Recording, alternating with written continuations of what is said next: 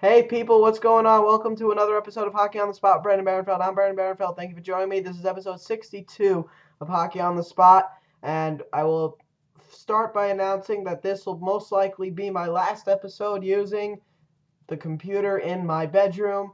I now have a new 13-inch MacBook Pro. I will be doing new videos on there, and which hopefully the videos will be better quality, and hopefully in the future when I learn how, I will be able to do more with these videos, add some effects and whatnot. So, with that being said, let's jump right onto this episode and focus on the here and now, and look at yesterday's regular season scores. 5 out of the 6 teams that played yesterday began their regular seasons yesterday. Only the Toronto Maple Leafs are playing their second game of the season, their second of a back-to-back, and that is the first game we will talk about, as they played on the road against the Philadelphia Flyers, and another big road win in the back-to-back by the Toronto Maple Leafs. James Reimer got the start 2 nights ago against the Montreal Canadiens. Last night against the Philadelphia Flyers, it would be Jonathan Bernier who would get the starting goal, while Steve Mason would get the starting goal for the Flyers over Ray, the newcomer, well, sort of newcomer, Ray Emery. So with that being said, we'll talk about the scores. After the Philadelphia Flyers took a 1-0 lead in the game, it was all Toronto Maple Leafs, starting with Phil Kessel getting his first of the season, with Dion Phaneuf getting the only assist. And then in the third period, David Bolland would light it up twice. Dave Bolland, his first 2 goals as a member of the Toronto Maple Leafs.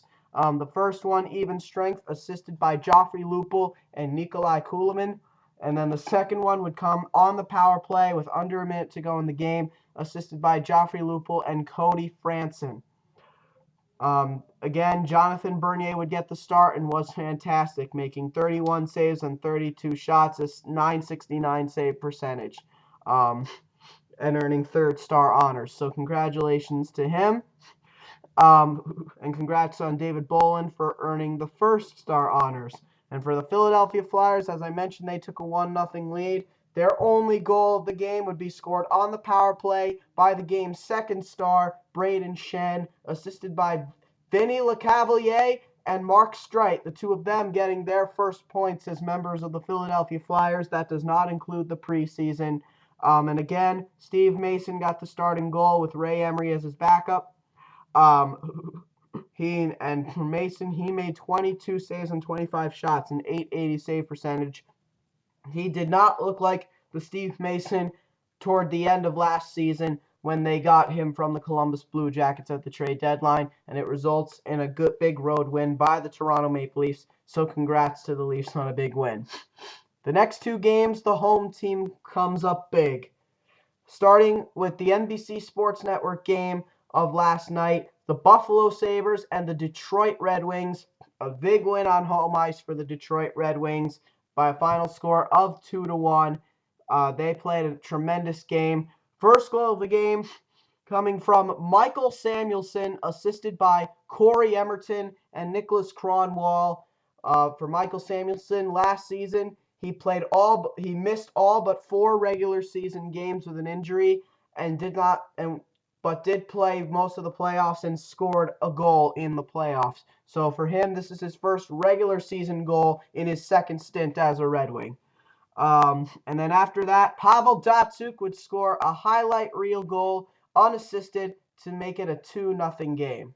Pavel Datsyuk, really well known for scoring highlight reel goals, and he does it again in the season opener. He continues to work his magic.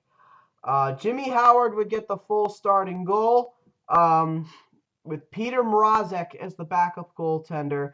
Howard didn't have to face much. 19 saves and 20 shots, a .950 save percentage. So good job for Jimmy Howard, playing a great game.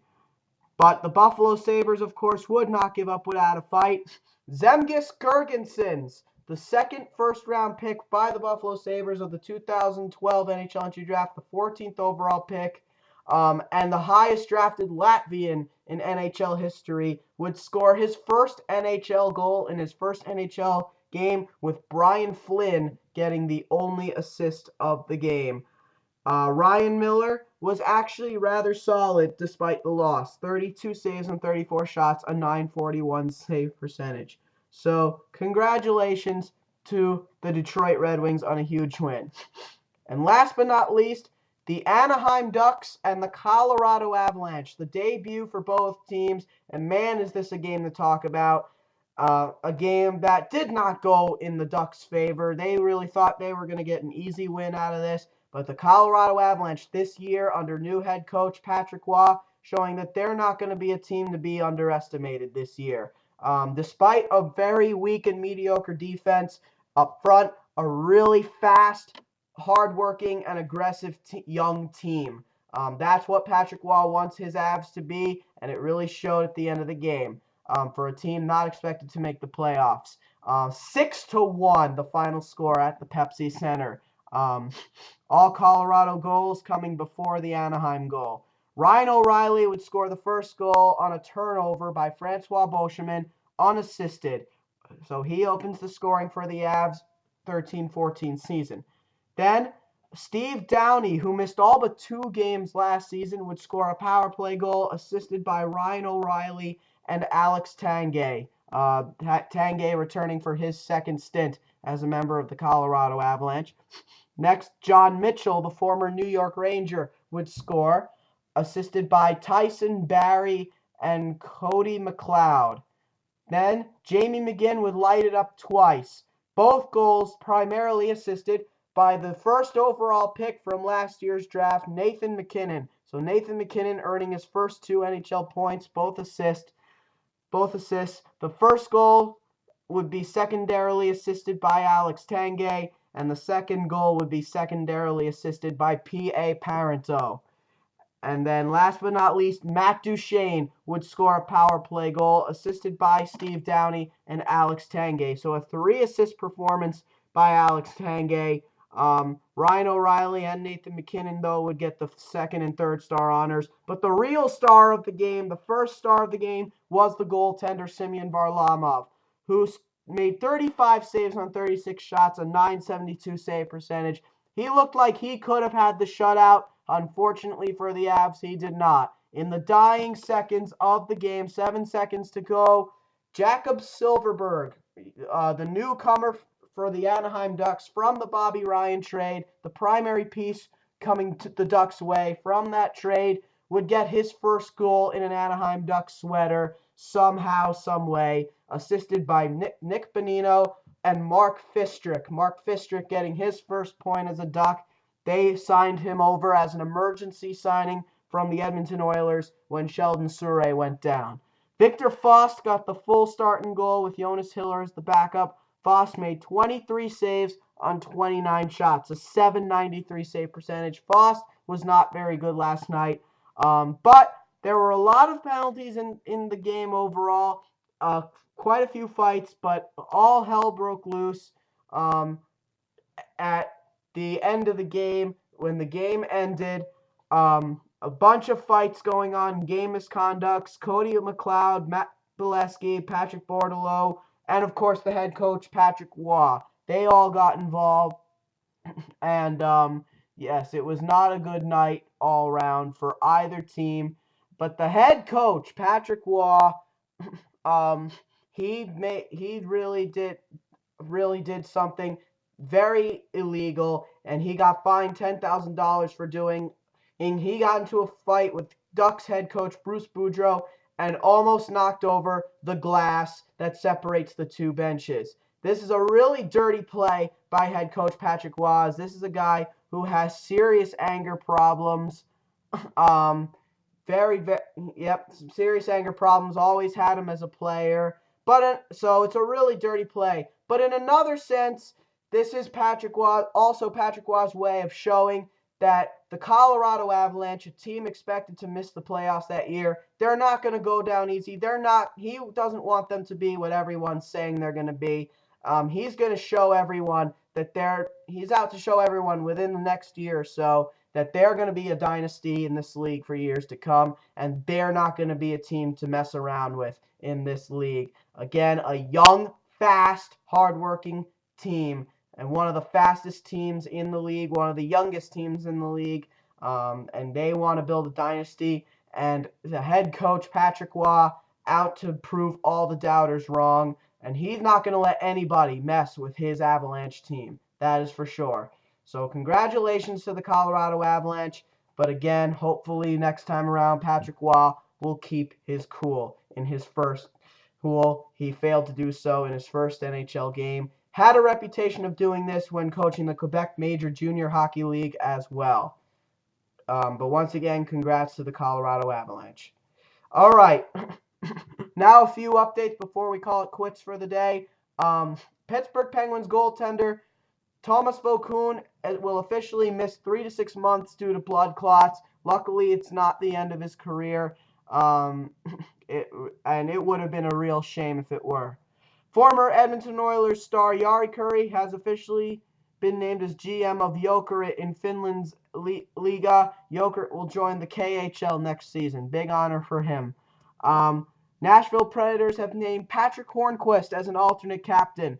Hornqvist will join Mike Fisher, alternate captain Mike Fisher, and captain Shea Weber in the Preds leadership group. Big honor for him as well. Looks like Corey Schneider will get the start in goal tonight against the Pittsburgh Penguins, which is a big shock because everybody thought that Marty Brodeur was going to get the start no matter what. So this really is a big surprise.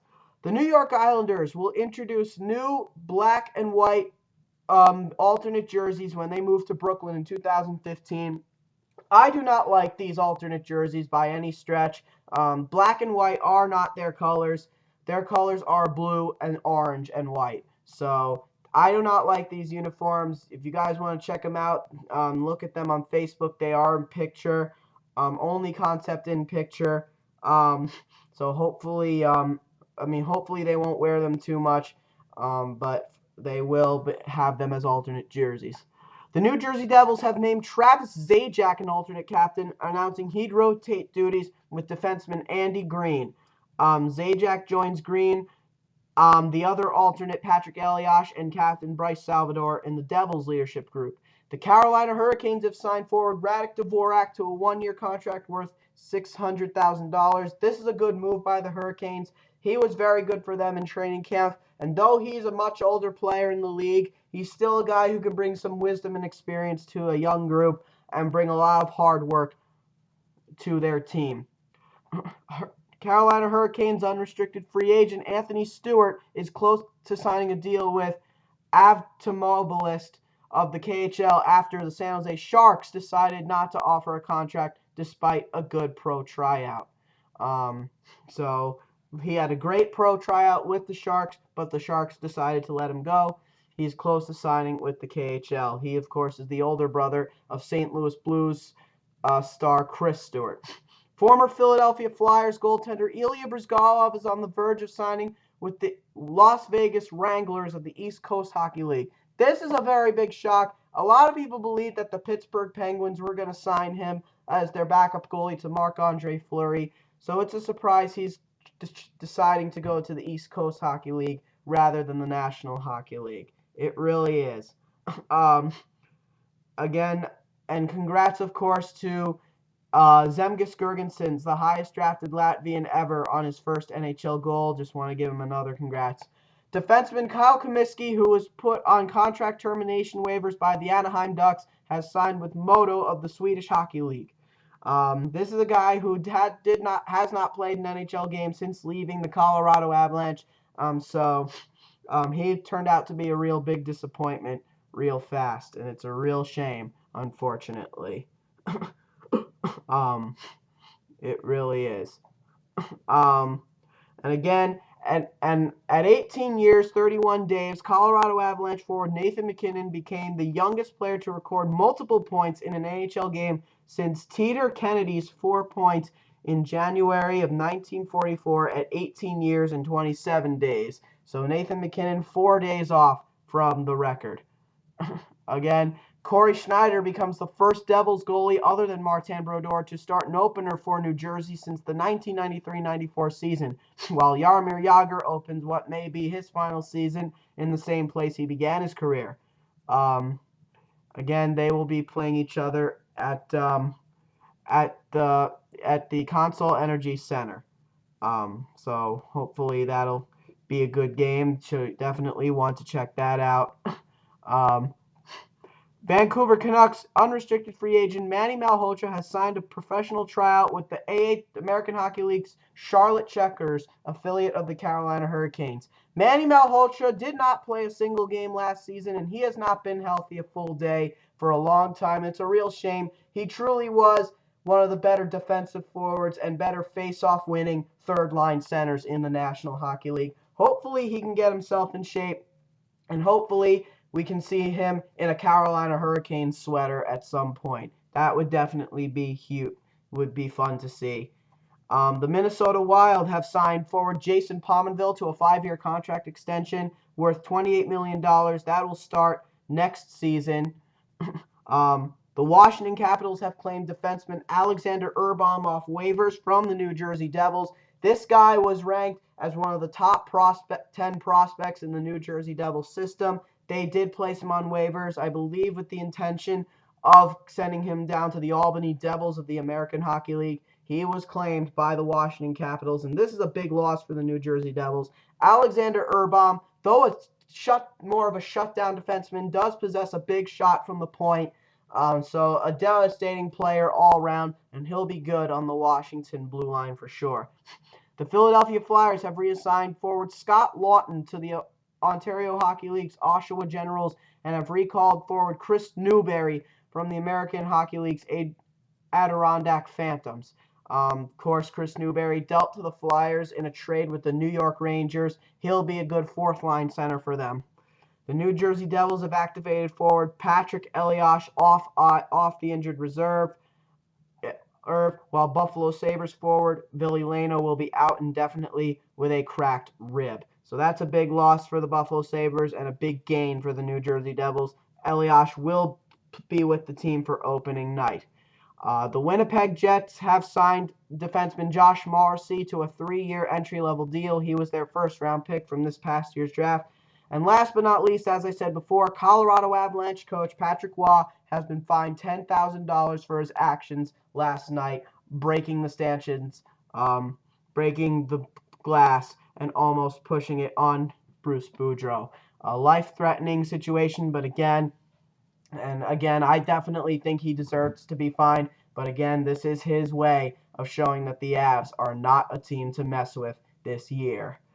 Okie dokie, folks. That'll do it for episode 62 of Hockey on the Spot.